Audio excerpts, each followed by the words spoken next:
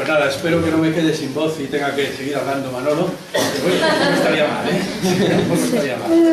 En primer lugar, efectivamente, daros las gracias, darle las gracias a Dara por haberme invitado, que fue la que me invitó, y a todos vosotros por estar aquí, porque efectivamente pues, es como para estar agradecido que pueda ocurrir un milagro de este tipo y es que tantas personas estén dispuestos a escuchar durante todo un día estos discursos tan largos y tan densos por lo interesantes que por el momento han sido, ¿no? Y eso hay que estar agradecido no ya como ponente por estar aquí, sino pues como ser humano que soy y como ciudadano, que eso me devuelve alguna de las esperanzas perdidas en estos últimos años, que tantas de ellas he perdido, ¿no? En estos últimos años, digamos algo así como desde luego que da gusto que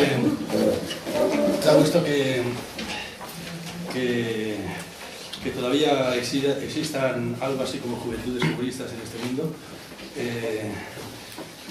Yo en el libro creo que más he trabajado toda mi vida es El orden del capital, es un libro gordo sobre Marx que escribí junto con Luis Alegre.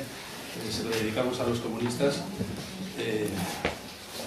que ante todo creemos que lo merecían, porque fueron al fin y al cabo pues, los que lucharon para impedir que el mundo se convirtiera en esto, en lo que se ha convertido. Eso quiere decir que de alguna forma fueron derrotados, pero hay que decir que hicieron todo lo posible por evitar este desastre en el que ahora nos encontramos, y muchos lo pagaron con sus vidas.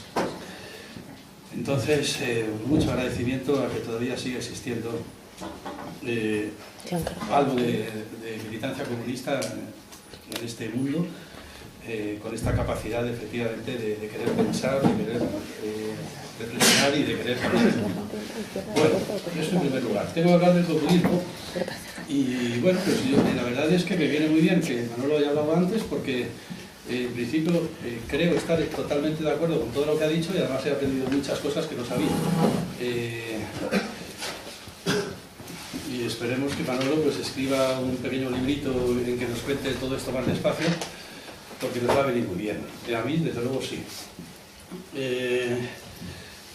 Yo, desde mi limitada experiencia, porque no conozco nada, por ejemplo, de lo del populismo ruso que ha contado Manolo, conozco muy mal lo de Perón, conozco más, eso sí, pues la revolución bolivariana y este tipo de cosas, porque en eso sí que estoy un poco pringado, pero realmente desde unos conocimientos bastante más limitados que los que ha mostrado Manolo y los que podría mostrar si lo escribiera, pues voy a imaginar una hipótesis de dónde creo yo que proviene el problema por el cual el populismo, no siendo lo que más querríamos defender, sin embargo es lo que no tenemos más remedio que defender por inevitable y necesario. Algo así quería, la necesidad del populismo, digamos así. Ahí me encargaron hace poco un librito que me dijeron, tienes que escribir un librito que se llame La defensa del populismo. Bueno, es que yo no quiero defender el populismo. Sí estoy dispuesto a escribir un libro que se llame La necesidad del populismo, porque sí creo que es necesario. Yo diría que yo partiría de que el populismo es necesario e inevitable por un hecho que se conoce muy bien desde los comienzos de nuestra era política, que yo los anclaría en la Grecia de Platón, de Sócrates, en la polis griega, ¿no? Pues es un hecho que el mundo político no está tejido de razones, sino que está tejido de una cosa que podríamos llamar, y por eso el psicoanálisis viene siempre muy bien, síntomas. Ahora explicaré un poco esto, pero retrayéndome ya a dónde localizaría yo el problema en los tiempos de Sócrates y de Platón, pues yo diría que hay un episodio que podríamos recordar y que yo diría, bueno, mira, el populismo comencemos a pensarlo ya como inevitable desde este mismo momento, ¿no? Por ejemplo, Sócrates, el Gorgias, ha conseguido liar a Gorgias, le ha conseguido liar, como siempre hace Sócrates con sus diálogos, le ha conseguido liar hasta el momento en que Gorgias, que se había definido a sí mismo como profesor de retórica y por tanto como un profesor capaz de enseñar a hacer más fuerte el argumento más débil, y por tanto un experto en estos asuntos de cómo se convence, intentando demostrar que no necesariamente hay que decir la verdad para convencer, porque muchas veces se puede convencer sin necesidad de decir la verdad. Bueno, pues Sócrates consigue liarle hasta que de pronto él dice una cosa así como que, mira, si lo que buscas es verdadero conocimiento, verdadero convencimiento, y no solamente apariencia de convencimiento, solo la verdad convence de verdad. Lo único que convence de verdad es la verdad. Y por tanto, si realmente quieres ser profesor de retórica, no vas a tener más remedio precisamente que ser lo contrario que un retórico, es decir, algo así como un científico, ¿no? O sea, alguien que intenta decir la verdad o que su objetivo no es la retórica, sino que es precisamente la verdad, porque en definitiva la conclusión, la paradoja, la contradicción donde mete Sócrates a Gorgias es, mira, la única verdadera retórica, y no la apariencia de retórica, es el decir la verdad. La única verdadera retórica es la ciencia. Y lo otro es apariencia de retórica, precisamente porque genera apariencia de convencimiento, pero no verdadero convencimiento. Bueno, hasta aquí nada. Esto es todo lo contrario del populismo. Esto es pura ilustración en germen desde el mismo momento, desde Grecia mismo, o sea, solamente la razón, solamente la verdad es políticamente convincente. Y solamente merece ser convincente la verdad y la ciencia. El decir verdadero, ¿no? El decir verdadero. Bueno, pues dicho esto, y con este comienzo más ilustrado que populista, hay otro ejemplo muy famoso en los diálogos de Platón, ¿verdad? Es el Menón.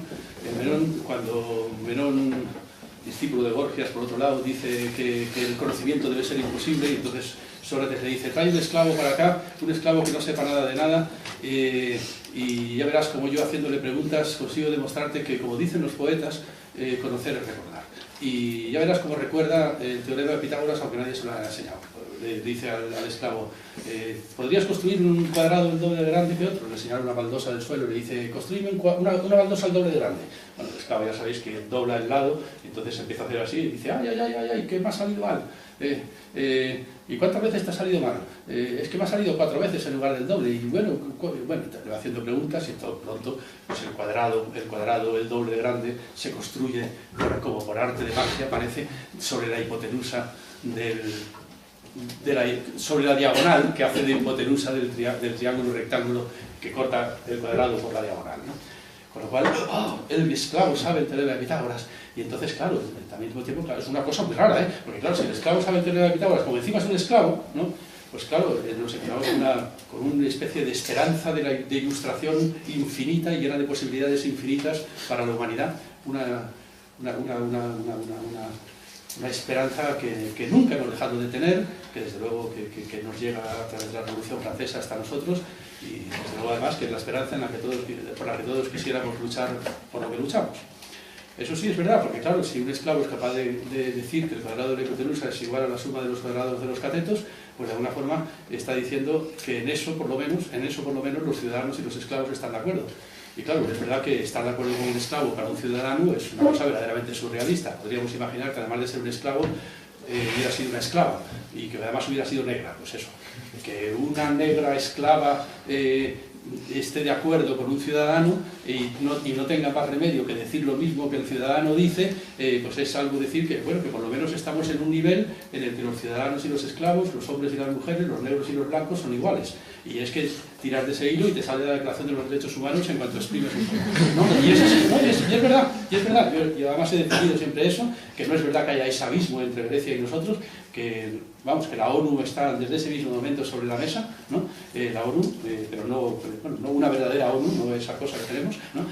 En el sentido de que, bueno, están prácticamente escribiendo la Declaración de los Derechos Humanos. Pues Platón además se hace preguntas muy raras. Es verdad que existe una lectura muy totalitaria de Platón, bueno, una lectura de Platón que la acusa de mucho totalitarismo. A mí me parece tremendamente equivocado, pero no puedo dedicarme a discutir eso porque eso sí me lleva mucho tiempo, ¿no? Es verdad que Platón en un determinado momento se empieza a preguntar, por ejemplo, bueno, y es verdad, y las mujeres, ¿por qué no van a poder entrar en la asamblea? ¿Por qué no van a poder tomar la palabra en la asamblea? ¿Por qué no van a...? Es verdad, es una cosa muy rara de encontrártela en un tipo O sea, ve que está a punto de inventar la ONU. Si es que es así. Y recordáis el argumento tan peregrino que da, además, para defender por qué las mujeres sí que tienen derecho a hablar a la Asamblea. Dice que bueno, que lo malo quizás es de las mujeres es que si pueden hablar en la Asamblea también podrán entrar en el gimnasio. Y claro, como el gimnasio está desnudo y las mujeres son tan feas, es lo que dice. Es verdad que las mujeres son muy feas, desnudas, y que diréis que pues claro, a él parece que no le gusta mucho eso. Y tampoco, bueno, ya sabéis que los griegos precisamente no tenían una gran sensibilidad en ese sentido por la belleza femenina. En Platón siempre están ligando con efebos, ¿no? Entonces Platón de pronto dice, bueno, Sócrates dice de pronto, pero es que ese argumento no es admisible, porque bueno, es verdad que está muy bien ver efebos masculinos en el gimnasio, pero habrá que reconocer que los viejos tampoco somos muy guapos, ¿no? O sea, y si podemos entrar los viejos, ¿por qué no van a poder entrar las mujeres, no?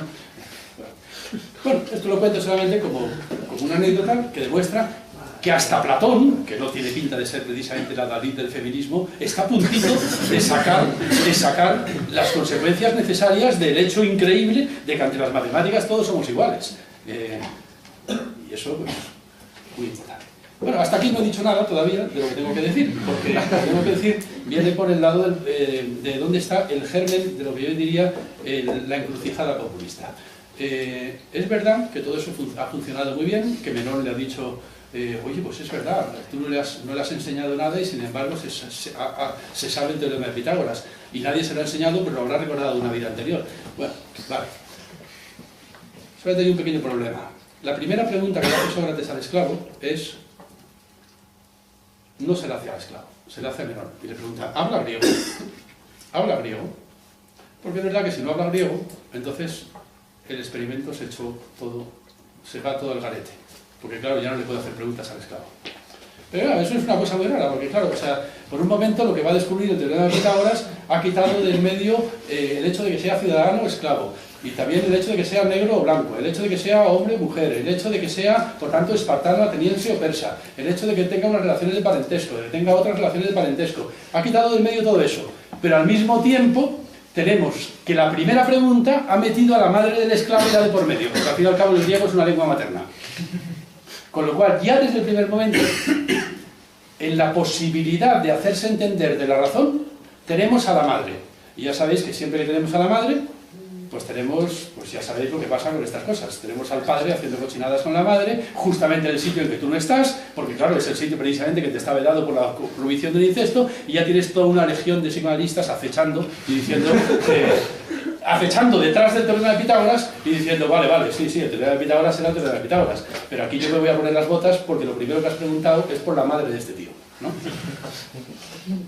Y desde ese mismo momento se puede decir que la razón está impregnada de sexo, impregnada de cosas que no parecen nada racionales y que no tienen por qué serla.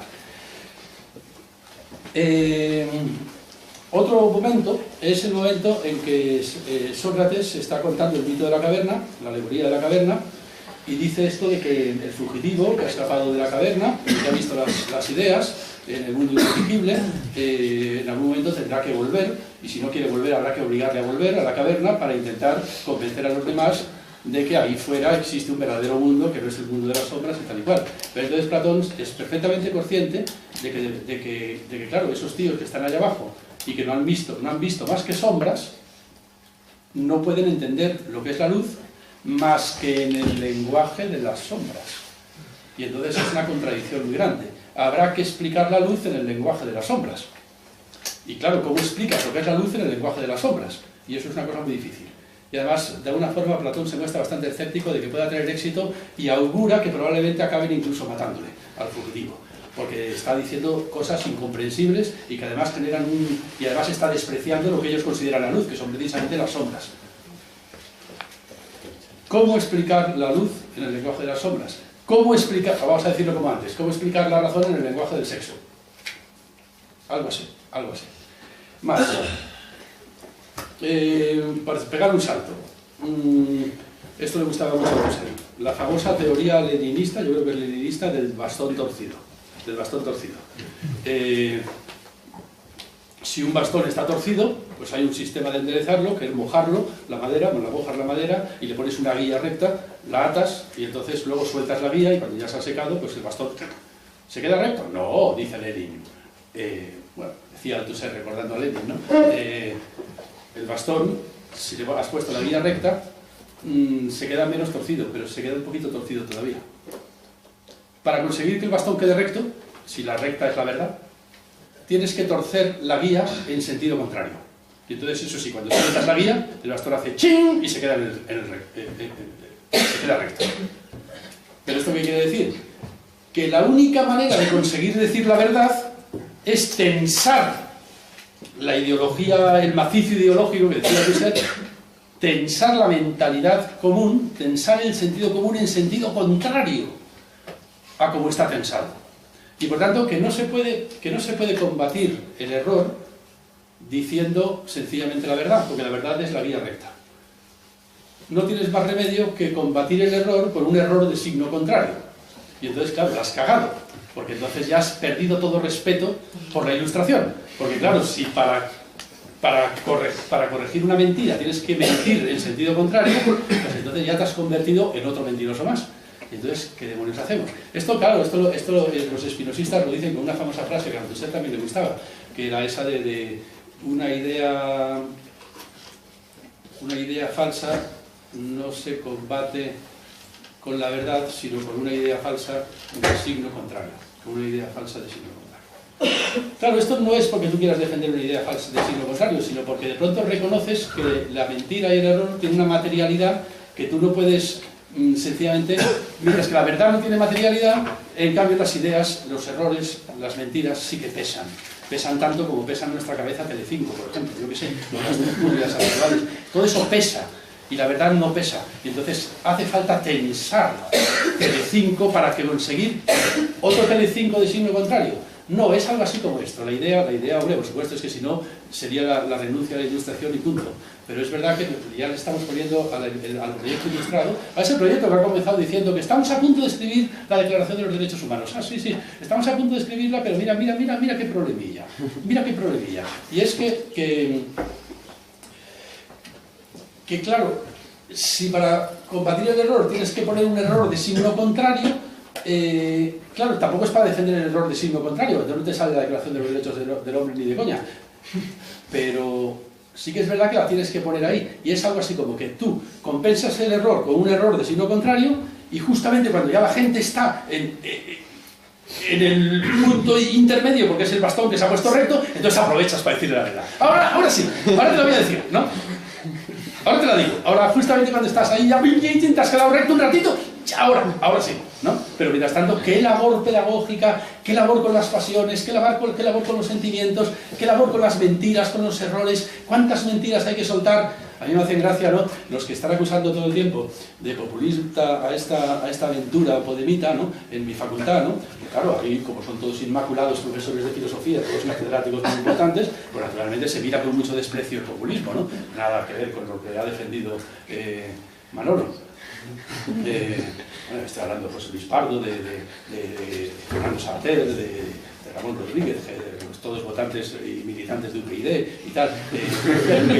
Ellos pretenden estar siempre muy en el centro, pero claro, bueno, pues lo miran con mucho desprecio, porque al fin y al cabo lo que dicen es: pero es que no pueden decir la verdad, porque está ahí, todo el tiempo están en los debates ahí, que incluso se nota que no se creen ni lo que están diciendo. Claro, porque están jugando a aprendices de brujo con el discurso, porque están aquí soltando mentiras para combatir mentiras y tal. Eso es ilegítimo, eso es repugnante, eso... sí, claro, eso será... claro, el único problema es que eso nuestros enemigos lo hacen constantemente, y si nosotros no tenemos derecho a hacerlo, pues entonces lo que ocurre es que el bastón siempre está torcido a favor del enemigo. Entonces, sí, claro, el procedimiento será muy repugnante, pero el problema está en que es que si no, no te comes una rosca. Y bueno, la prueba es que UPyD tampoco es que esté en su mejor momento, ¿no? En su mejor momento. Tú sigues diciendo la verdad, bueno, eso suponiendo que UPyD dijera la verdad. Pero lo que quiere Sabater, que que ellos son los que dicen la verdad. Y no digamos ya María José Callejo, mi mejor amiga y profesora de metafísica y la persona más sabia, sin duda alguna, que hay en este planeta. Pero claro, lo único, pues él sabe mucho de razonamientos.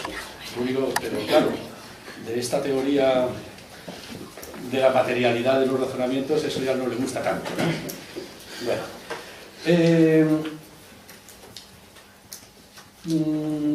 he dicho al principio que en el mundo político las razones no cuentan tanto, porque el mundo político no está hecho de razones, sino de lo que he dicho, he llamado síntomas.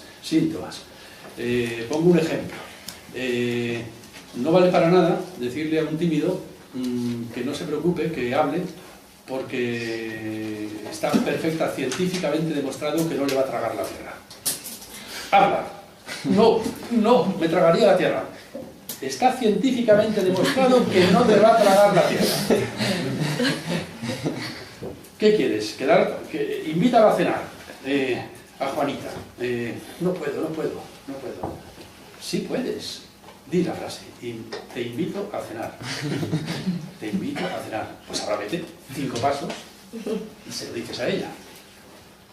No puedo. Me tragaría la tierra. Y encima luego si lo intenta es peor. Empieza se equivoca y le mete la pata y se convierte en un Woody Allen. Un desastre, ¿no? Como el diario de un seductor, me parece, de la película de Woody Allen, ¿no? Un desastre, claro. O un ejemplo que me contaba mi hermano, que tengo un hermano psiquiatra, me contaba un ejemplo que ocurrió en su manicomio, clínica de salud, esa de trabaja. Pues se fue de vacaciones y dejó a una señora que estaba a su cargo, pues a manos de algún asistente, algún médico que fue el que ocupó su lugar. Y cuando volvió, pues la señora esta había empeorado muchísimo. Era una vieja que decía que estaba embarazada. Una vieja de 84 años que decía que iba a tener un niño, que estaba embarazada. Y bueno, pues lo que pasó fue que mi hermano se fue de vacaciones y cuando volvió, pues la vieja estaba pero muy mal, había empeorado muchísimo y tal, delirando muchísimo más y en un estado casi febril de nerviosismo. Preguntó qué había pasado y dijo, bueno, pues es que la hemos hecho una prueba de embarazo y le hemos demostrado que no está embarazada. Entonces, claro, la vieja estaba desesperada diciendo que le contó a mi hermano, le dijo, me han hecho una prueba que me ha hecho abortar y he perdido al niño. Claro, es lo que pasa. Tú le dices a una vieja, mira, no estás embarazada, lo pone aquí, mira, azul, no ha salido rosa, ha salido azul, no estás embarazada, esto, lee el prospecto, no sé qué. He perdido al niño. Claro, no sale, anda, pues es verdad. No estaba embarazada. Bueno, pues así como reacciona un paciente, se podría decir que en muchos sentidos funciona el mundo político, como efectivamente todo tejido de síntomas a los que no se puede combatir sencillamente diciendo la verdad, porque la verdad es totalmente ineficaz. Hubo un libro que precisamente lo estábamos comentando antes, Manolo y yo, ¿verdad?, de Regis Debray, que escribió un libro que se llama La crítica de la razón política. Es un libro que a mí me parece buenísimo, fascinante, muy injustamente tratado, porque en ese momento quienes eran importantes eran Althusser, Deleuze, Foucault y todos estos tipos, y Regis Debray, que era por otra parte un personaje políticamente muy oscuro, muy ambiguo y muy, bastante desagradable incluso. Bueno, pues de todas formas el libro que escribe es un libro buenísimo. Es lo que decía, que políticamente tú no puedes hacer lo que te dé la gana, porque tienes que contar que lo político tiene una materialidad y que habrá que estudiar las condiciones, lo que llaman las condiciones trascendentales de la materialidad política. Y esas no te las puedes inventar, y tienes que jugar con lo que tienes que jugar. Y el mundo político no está trenzado de razones, eso él insiste muchísimo. El mundo político, para empezar, no está trenzado de razones, sino de lógicas de pertenencia, dice él, de lógicas de pertenencia. De tal manera que en realidad las ideas cuentan poquísimo en el mundo político, poquísimo. Las ideas cuentan poquísimo. O sea, cuando los del Frente Judaico de Liberación están discutiendo con los del Frente de Liberación Judaico en la película esta famosa, y cuando los de Ahora en Común están discutiendo con los de Izquierda Unida, y los de Izquierda Unida con los de Ahora Madrid, y los de Ahora Madrid con los de Podemos, y los de Podemos con los de Izquierda, en resumen, también con Unida y también Común, en realidad, ¿estamos discutiendo de ideas o estamos discutiendo de tribus a las que pertenecemos? O sea, porque yo muchas veces lo pienso, digo, pero si yo conozco a Lara desde que era pequeñita, que era mi alumna, y conozco a Lara, y conozco a Alfredo, y conozco a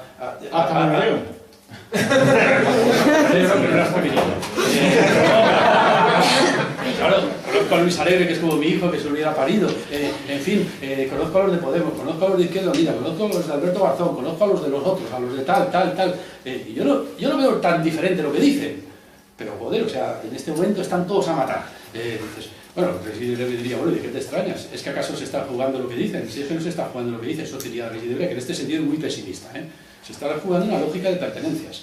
O sea, están luchando por equipos de fútbol a los que pertenecen, y las ideas cuentan en realidad poquísima. Es algo así como esto: si tú quieres formar un grupo colectivo, y no puedes hacer política sin formar grupos colectivos, porque sin colectividad no hay política, si quieres jugar con la colectividad, no tienes más remedio que jugar con las lógicas de pertenencia, de tal manera que se te podría hacer la siguiente pregunta.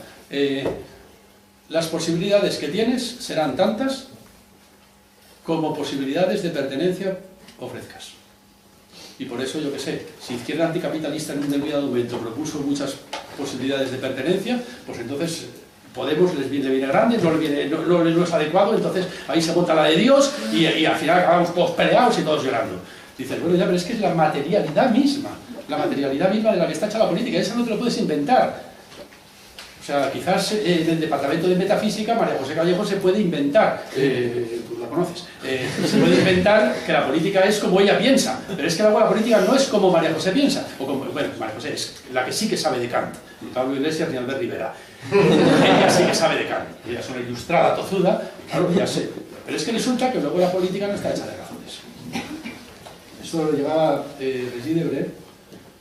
Residebre, ya sabéis que fue asesor del Che Guevara, que de alguna forma se dice que quizás bajo tortura fue el que cantó donde estaba el Che Guevara, le echan la culpa de la muerte del Che Guevara, algunos incluso, otros dicen que era un agente de la CIA ya en aquel entonces, después fue ministro de Asuntos Latinoamericanos con Mitterrand, después, bueno, y después yo creo que reapareció dando un golpe de Estado en Haití en el 2004. O sea, que sí, pero el libro es muy interesante, es un personaje, ya digo, el libro es muy defendible, pero es verdad que es un tipo el libro es fascinante. Él llamaba el teorema de Gödel, y bueno, es verdad que era un poco en broma, porque tampoco tiene nada que ver con el teorema de Gödel. Dice, es el teorema de Gödel de la política, y es que tú no puedes cerrar un círculo con un elemento de dentro del círculo. Para cerrar un círculo necesitas un cono, siempre necesitas una jerarquía. Si no tienes líder carismático, no cierras un grupo. Para cerrar un grupo hace falta un líder. Y si no, es que, bueno, vale, de acuerdo, no quieres líderes, pues no tienes grupo, ya está. O sea, y punto, y se acabó, es que lo siento, es así. Son habas contadas, eso es lo que viene a contar él, ¿no? Y es que siempre ha sido así. No puedes cerrar un círculo sin levantar una vertical, claro, eso es muy descorazonador, muy cabreante. Ahora bien, esto quiere decir, como a veces parece que dice Residebre, que toda la ilustración no tiene ninguna posibilidad. Hombre, yo siempre intentaría, bueno, yo soy el pensador ilustrado, quiero decir, o sea, yo debí nacer genéticamente programado para defender la ilustración incluso en los peores momentos, pero es verdad que tampoco se puede ser tan ingenuo de pensar que la dificultad no está ahí. La dificultad está ahí. Y desde el primer momento la razón está teñida de sexo, teñida de síntomas, impregnada de mocos tribales, nacionalistas, costumbres, tradiciones, y tiene que contar con eso, porque eso lo sabía desde el primer momento incluso el propio Platón, como ya hemos intentado mostrar, ¿no?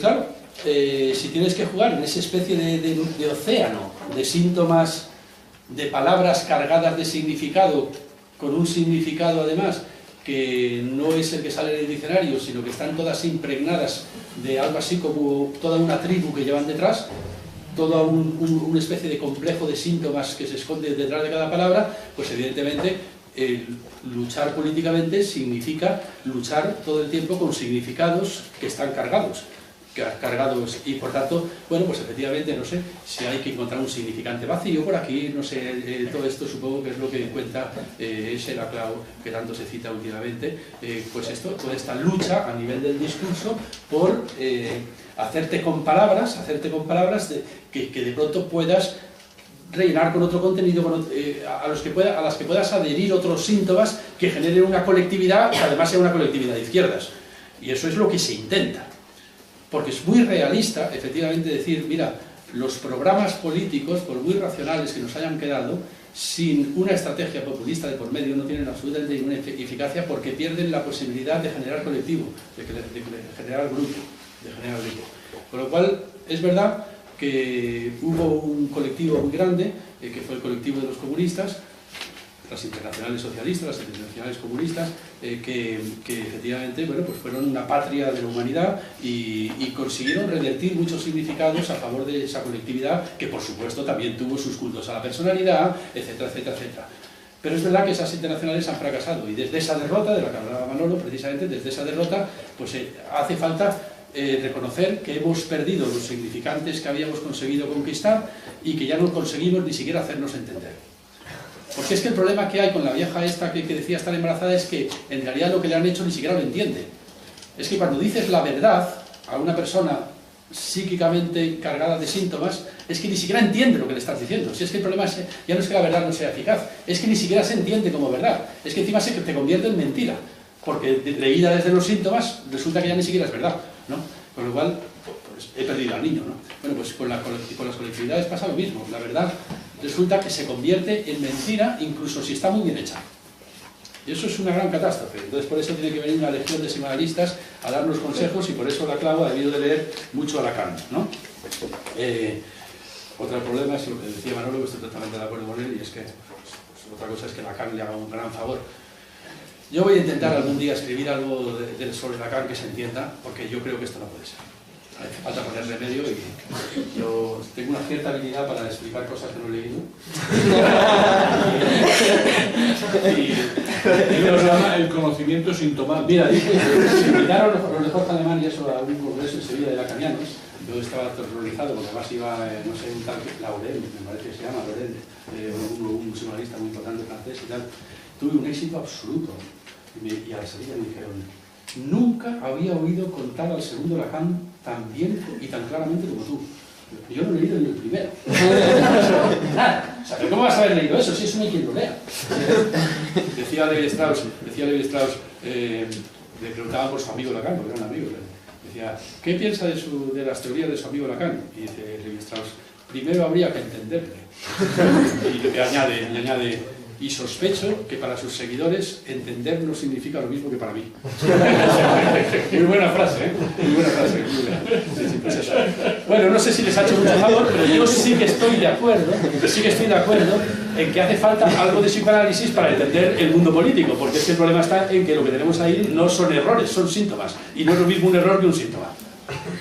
No es por un error, por lo que dices que estás embarazada, sino por un síntoma que es una cosa mucho más complicada y mucho más pesada y mucho más material que un error. Bueno, ahora, a lo que voy. ¿Cómo cuánto llevo hablando? 20 minutos, te queda todavía. Voy a hablar 20 minutos más, si no os importa. Si queréis, le sacáis la tarjeta roja, como decía Salvador. Yo voy a intentar partir una lanza a favor de la ilustración, porque, claro, esto no puede quedar así. Una cosa es reconocer la necesidad del populismo y otra cosa es que no podamos, efectivamente, luchar por un populismo republicano, o que no podemos luchar por una cierta opción republicana en el interior del mare magnum político populista. Yo creo que sí, que es la única opción, y además yo creo que es la opción que hay que defender, y creo que no es imposible, aunque sí que es verdad que es muy difícil. A ver, sí que sí, ¿no? No hay verdad, no hay objetividad política, entonces todos son discursos, todo es un juego de discursos, todo es retórica además muy pesada, muy neurótica, todo es retórica neurótica. No hay ningún tipo de objetividad política, entonces.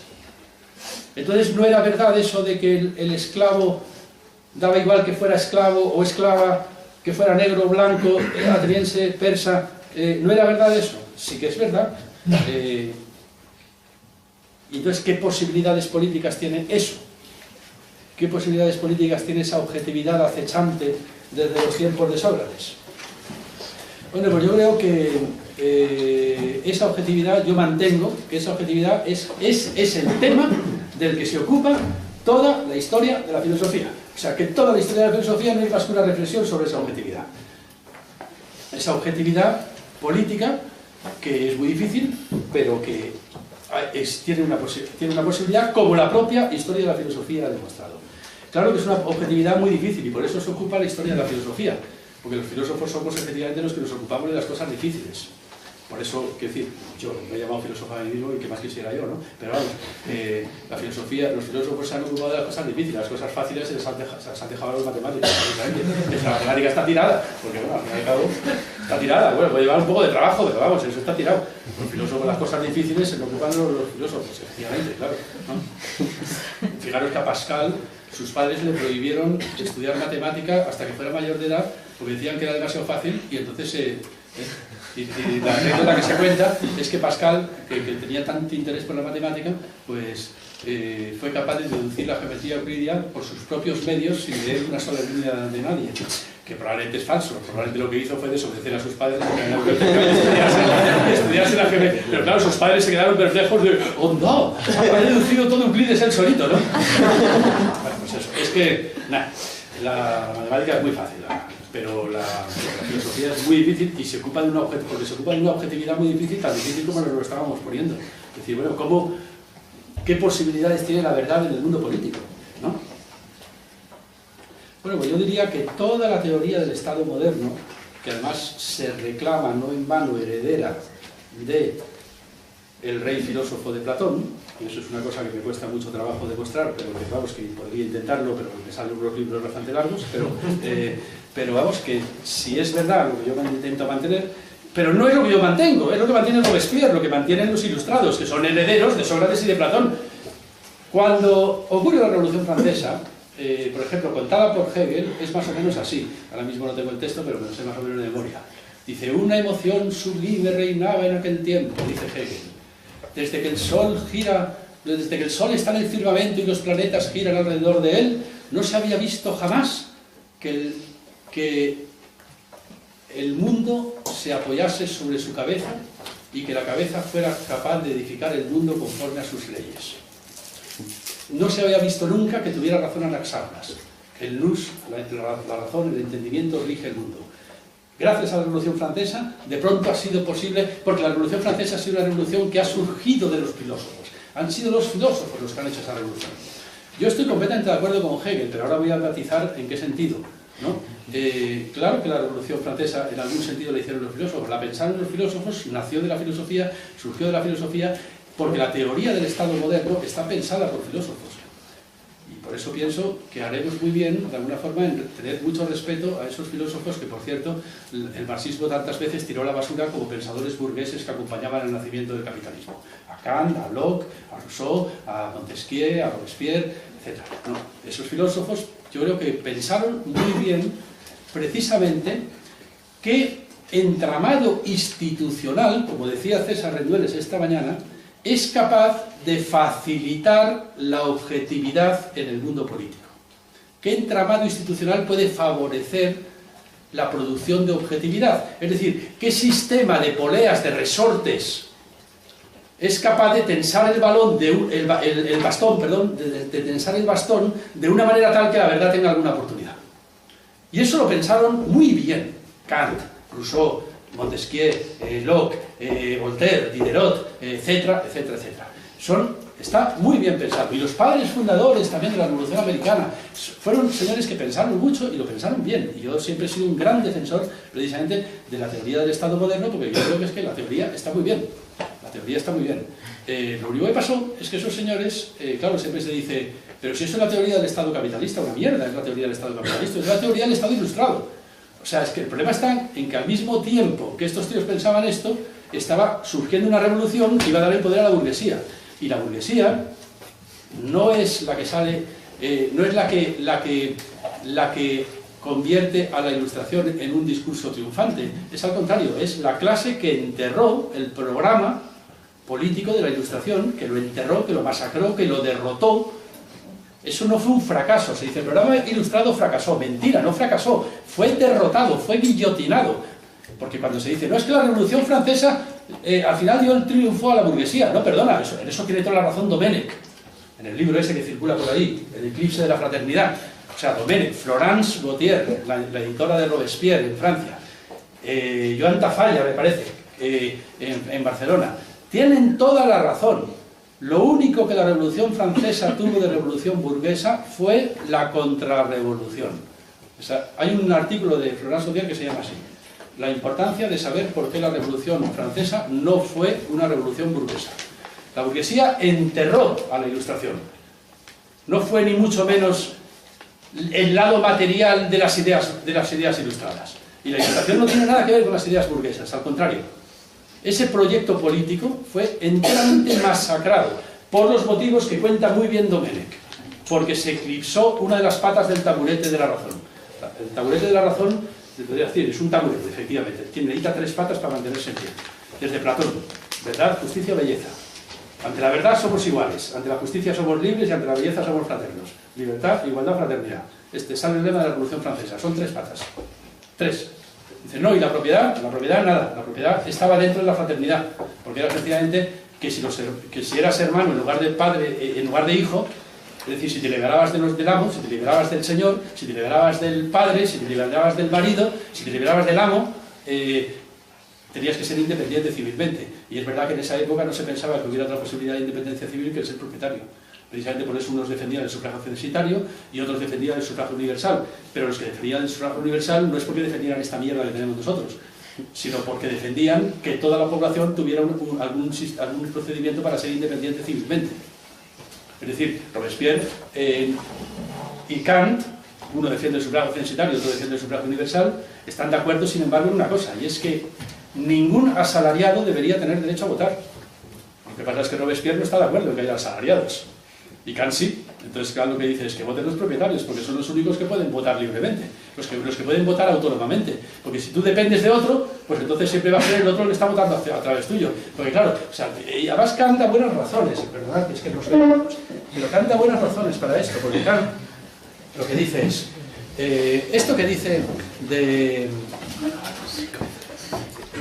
¿Recordáis el viejo argumento ese de que también se discutió en la República entre Victoria Kent y Clara Campoamor, de que si había sufragio, si las mujeres podían votar, pues entonces las personas casadas votarían 2 veces y las personas solteras solamente 1 vez?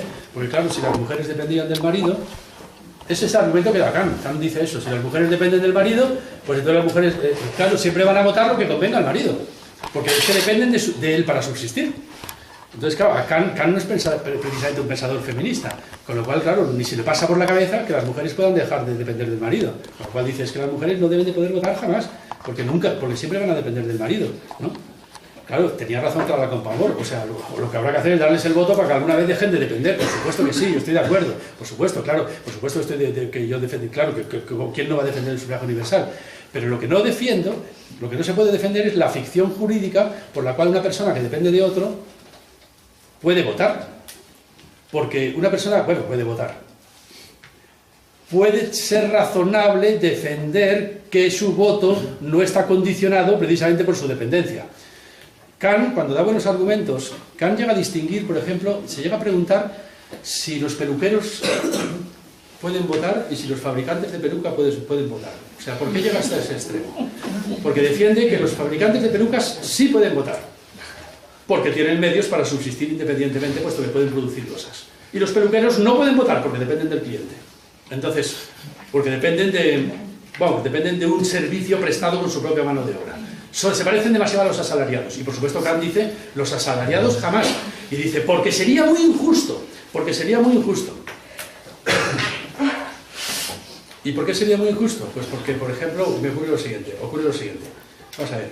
Mi suegro tiene un huerto, unas gallinas y podría tener unos conejos en un pedazo de tierra que es más o menos de este tamaño, ahí en el Valle del Tietar en Ávila. Según Kant, ese sí puede votar, porque puede, bueno, mal que bien, pero podría subsistir del huerto y por tanto no depende de nadie. Claro, Amancio Ortega es el dueño de Inditex y tiene a lo mejor pues 15.000 asalariados en España. Si la teoría de Kahn es cierta, pues claro, y es cierta, porque claro, lo que ocurre es a los asalariados de Inditex lo que les conviene es que la economía vaya bien, que los bancos vayan bien, para que Inditex no se arruine, porque si arruina Inditex todos quedan en paro. Con lo cual siempre van a votar lo que conviene a Inditex, y lo que conviene a Inditex es lo que, a la economía le vaya bien, que a los bancos les vaya bien, en fin, de alguna forma son rehenes.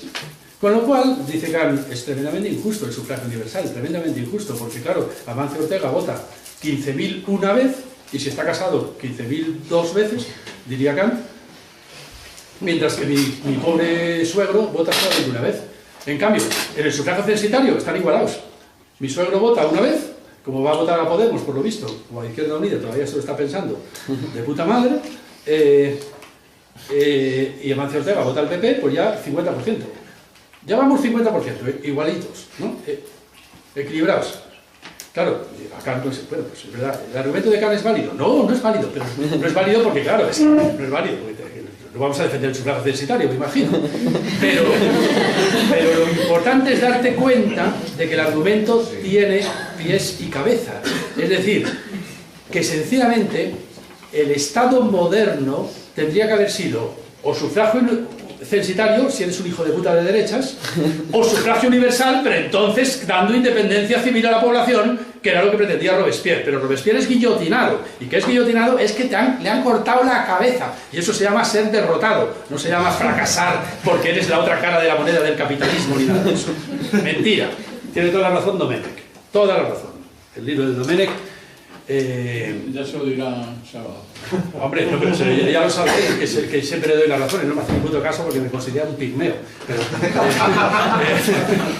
yo siempre le he dado la razón a Domenech. Bueno, a lo que voy. Los teóricos de la Ilustración inventaron pues,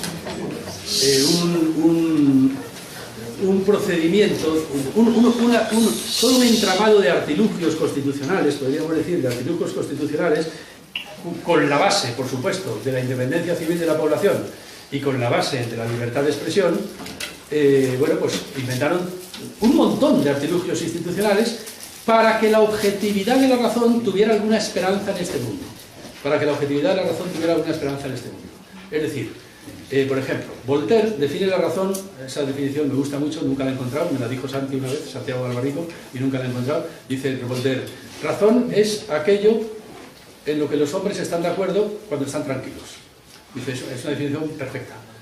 Razón es aquello en lo que los hombres se ponen de acuerdo cuando están tranquilos. Pero para eso hace falta que estén tranquilos. Y claro, si estás mirando todo el tiempo la prima de riesgo, a ver si sube o si baja, y la bolsa y no sé qué, y el IBEX 35 y tal, no estás tranquilo. Con lo cual los parlamentarios ya se ve que no están tranquilos. Claro, para que los parlamentarios estuvieran tranquilos, los teóricos de la Ilustración inventaron... Hombre, no es que no tengan fallos la cosa, siempre, si el Estado moderno tiene fallos, claro que lo tiene. Lo que llamamos Estado de Derecho, democracia parlamentaria, democracia constitucional, es un edificio que tiene fallos. El primero de ellos, si falta la independencia civil, la tercera pata del taburete y el taburete se cae. Pero bueno, inventaron muchas cosas, tantas, que es que no merece la pena. Mira, aquí están con letras chiquititas todas las cosas que se inventaron en la Revolución Francesa, contadas por no sé qué señora que tiene un libro sobre eso. No las voy a leer porque tardaría mucho, pero por ejemplo, la inmunidad parlamentaria. Si por lo que digas en el Parlamento te pueden matar, o no sé, el monarca puede decir que me matan a ese tío que mira lo que ha dicho, no, inmunidad parlamentaria.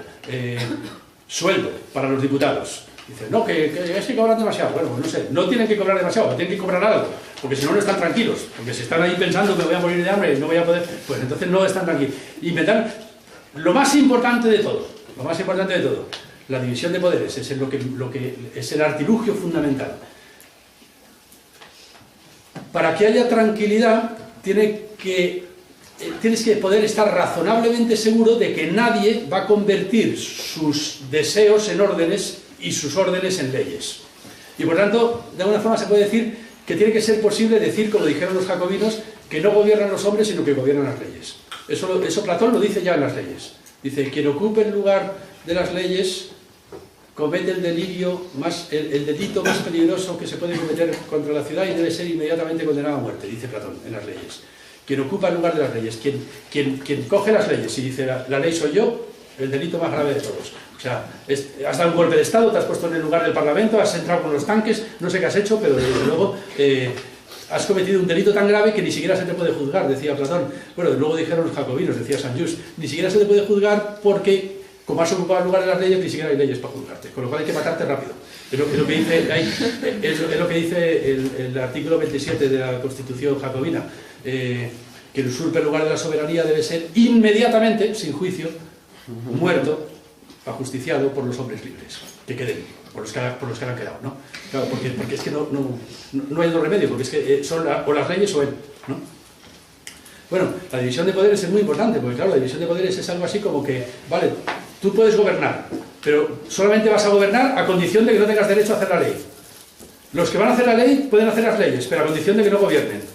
Y además todo eso va a ser vigilado por un poder judicial que va a decir en todo momento si las leyes son acordes con lo que tienen que ser según la Constitución, etcétera, etcétera, y tal. Y además los que hacen la ley no pueden juzgar, los que juzgan no pueden hacer la ley. Bueno, pues de esta manera se consigue algo así como que no gobierne nadie. Es el lema anarquista fundamental, que no gobierne nadie, porque como el que gobierna no hace la ley, el que hace la ley no gobierna, el que juzga no hace la ley, el que juzga no puede gobernar, pero el que gobierna no puede juzgar, etcétera, etcétera. Un experto en estos asuntos de cómo se convence, intentando demostrar que no necesariamente hay que decir la verdad para convencer, porque muchas veces se puede convencer sin necesidad de decir la verdad. Bueno, pues Sócrates consigue liarle hasta que de pronto él dice una cosa así como que, mira, si lo que buscas es verdadero conocimiento, verdadero convencimiento, y no solamente apariencia de convencimiento, solo la verdad convence de verdad. Lo único que convence de verdad es la verdad. Y por tanto, si realmente quieres ser profesor de retórica, no vas a tener más remedio precisamente que ser lo contrario que un retórico, es decir, algo así como un científico, ¿no? O sea, alguien que intenta decir la verdad o que su objetivo no es la retórica, sino que es precisamente la verdad, porque en definitiva la conclusión, la paradoja, la contradicción donde mete Sócrates a Gorgias es, mira, la única verdadera retórica, y no la apariencia de retórica, es el decir la verdad. La única verdadera retórica es la ciencia. Y lo otro es apariencia de retórica, precisamente porque genera apariencia de convencimiento, pero no verdadero convencimiento. Yo, desde mi limitada experiencia, porque no conozco nada, por ejemplo, de lo del populismo ruso que ha contado Manolo, conozco muy mal lo de Perón, conozco más, eso sí, pues la revolución bolivariana y este tipo de cosas, porque en eso sí que estoy un poco pringado, pero realmente desde unos conocimientos bastante más limitados que los que ha mostrado Manolo y los que podría mostrar si lo escribiera, pues voy a imaginar una hipótesis de dónde creo yo que proviene el problema por el cual el populismo, no siendo lo que más querríamos defender, sin embargo es lo que no tenemos más remedio que defender por inevitable y necesario. Algo así quería, la necesidad del populismo, digamos así. A mí me encargaron hace poco un librito que me dijeron, tienes que escribir un librito que se llame La defensa del populismo. Bueno, es que yo no quiero defender el populismo. Sí estoy dispuesto a escribir un libro que se llame La necesidad del populismo, porque sí creo que es necesario. Yo diría que yo partiría de que el populismo es necesario e inevitable por un hecho de mi vida, que es El orden del capital, es un libro gordo sobre Marx, escrito junto con Luis Alegre, se lo dedicamos a los comunistas, que ante todo creemos que lo merecían, porque fueron al fin y al cabo pues, los que lucharon para impedir que el mundo se convirtiera en esto, en lo que se ha convertido. Eso quiere decir que de alguna forma fueron derrotados, pero hay que decir que hicieron todo lo posible por evitar este desastre en el que ahora nos encontramos, y muchos lo pagaron con sus vidas. Entonces, mucho agradecimiento a que todavía sigue existiendo algo de militancia comunista en este mundo, con esta capacidad efectivamente de querer pensar, de querer reflexionar y de querer cambiar. Bueno, eso en primer lugar. Tengo que hablar del populismo y bueno, pues la verdad es que me viene muy bien que Manolo haya hablado antes, porque en principio creo estar totalmente de acuerdo con todo lo que ha dicho, y además he aprendido muchas cosas que no sabía. Y esperemos que Manolo pues escriba un pequeño librito en que nos cuente todo esto más despacio, porque nos va a venir muy bien. Y a mí, desde luego, sí. Pues nada, espero que no me quede sin voz y tenga que seguir hablando Manolo, que bueno, no estaría mal, ¿eh? No estaría mal.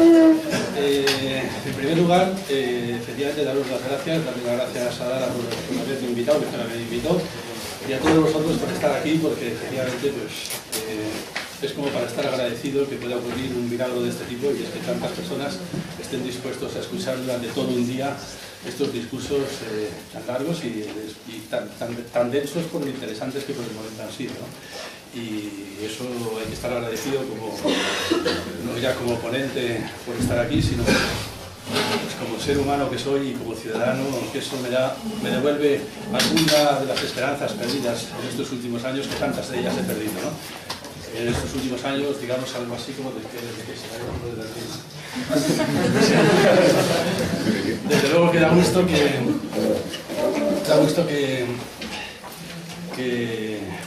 que todavía existan algo así como juventudes comunistas en este mundo. Yo en el libro creo que más he trabajado todavía, que se conoce muy bien desde los comienzos de nuestra era política, que yo los anclaría en la Grecia de Platón, de Sócrates, en la polis griega, ¿no? Pues es un hecho que el mundo político no está tejido de razones, sino que está tejido de una cosa que podríamos llamar, y por eso el psicoanálisis viene siempre muy bien, síntomas. Ahora explicaré un poco esto, pero retrayéndome ya a dónde localizaría yo el problema en los tiempos de Sócrates y de Platón, pues yo diría que hay un episodio que podríamos recordar y que yo diría, bueno, mira, el populismo comencemos a pensarlo ya como inevitable desde este mismo momento, ¿no? Por ejemplo, Sócrates, en el Gorgias, ha conseguido liar a Gorgias, le ha conseguido liar, como siempre hace Sócrates con sus diálogos, le ha conseguido liar hasta el momento en que Gorgias, que se había definido a sí mismo como profesor de retórica y por tanto como un profesor capaz de enseñar a hacer más fuerte el argumento más débil, y por tanto